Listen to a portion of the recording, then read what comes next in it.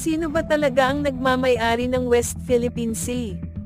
Bakit hanggang ngayon ay pinag-aawayan pa rin ito ng ating bansang Pilipinas at ng Republika ng China? Ito po yung mapa ng West Philippine Sea. Ang West Philippine Sea ay pagmamay-ari ng Pilipinas. Dahil noong 2016 sa arbitration ruling nanalo dito ang Pilipinas kontra China sa sinasabing West Philippine Sea.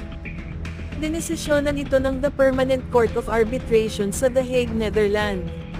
Dahil sinuri ito ng UNCLOS or United Nations Convention on the Law of the Sea na ang West Philippine Sea ay sa loob ng 200 nautical miles ng Exclusive Economic Zone ng Pilipinas.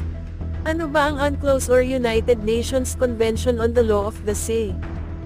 Ang UNCLOS ay itinayo ng United Nations na kinabibilangan ng 193 na mga bansa at kasama dito ang China at Pilipinas.